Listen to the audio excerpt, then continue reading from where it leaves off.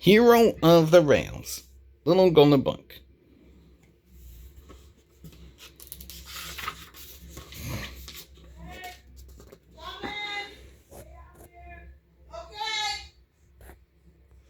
Thomas was enjoying a quiet summer until Spencer raced by with a whoosh. Spencer was visiting Sodor to build the summer house for the Duke and Duchess of Boxer. Spencer thought he was better and faster than all the other engines, so Thomas challenged him to a race. Ready, set, go! Thomas and Spencer sped along the rails. They raced around Sodor. Up and down hills, faster and faster they went. Suddenly, Thomas's brakes broke. He crashed through the bushes and made an incredible discovery. Thomas found an old engine in need of repair. The engine's name was Hero, and he had come from a distant land a long time ago. Hero was once called the master of the railway. Hero was afraid he'd be sent to the scrapyard because he wasn't really useful anymore. Thomas promised to repair him in secret and make him as good as new.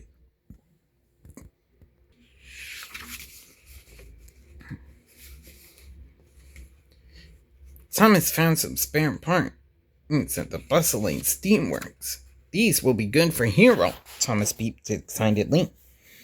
But as he was on his way to visit Hero, Thomas made a terrible discovery. The Duke and Duchess of Boxford summer house is right next to Hero's hiding place. Thomas peeped. Spencer will be here every day. Thomas knew he would have to be careful, or Spencer would discover Hero. Just then, Spencer seemed around a bend.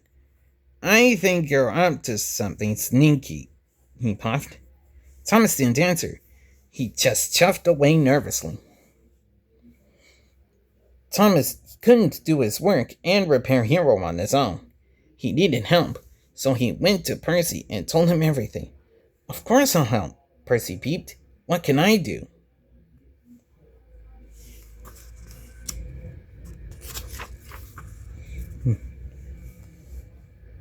So Percy hid in his milk cars and helped Thomas with his work.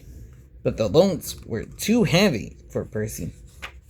He soon popped a valve and needed to be repaired at the steamworks. Sir Topham Hatt was very cross at Percy was doing Thomas's work. Thomas didn't tell Sir Topham Hatt about Hero. But he didn't tell the other edges because he knew he needed their help, too.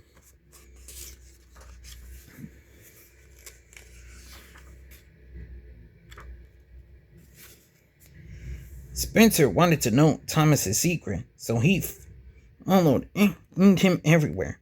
Thomas made sure to lead Spencer as far from Hero as possible. He even went out to the quarry, where Spencer had a dusty accident. Meanwhile, all the other edges helped Hero. They were amazed by his stories about his distant home. Hero liked new friends, but he missed his old friends. A few days later, Hero was almost as good as new. He just needed Percy to bring one last part. But while Hero and Thomas waited, Spencer puffed along the track. I knew you were up to something sneaky, Spencer puffed. Hero tried to race away, but without his last part, he sputtered to a stop. As Spencer chuffed off, he laughed and sang. And he would tell Sir Topham Hatt and a pile of scrap metal was ready for the smelting yard. As Thomas knew he had to get Sir Topham Hatt first, he and Spencer roared through tunnels and rushed around bends. It was the race of their lives. Spencer was too heavy for the old trunk. And across the marsh, with a creak and a crack and a crash, he splashed into the water. Thomas sped to Namford Station and told Sir Topham Hatt everything. You have found the master of the railway?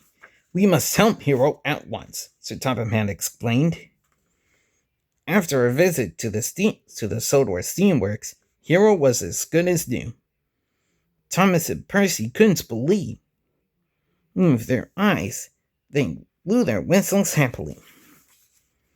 Later, Rocky, Thomas, and Hero pulled Spencer from the mud, but only Hero was mighty enough to pull Spencer all the way to back to the steamworks.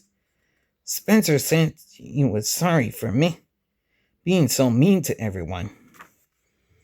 Spencer, Thomas, and Hero finished the Duke and Duchess's summer house together. Hero liked his friends on Sodor, but he was still feeling very homesick. Thomas knew Sir Topham Hatt could help him. It was time for Hero to go home. All the Edges gathered at Brendam Docks to say goodbye to their friend, the master of the railway. The end.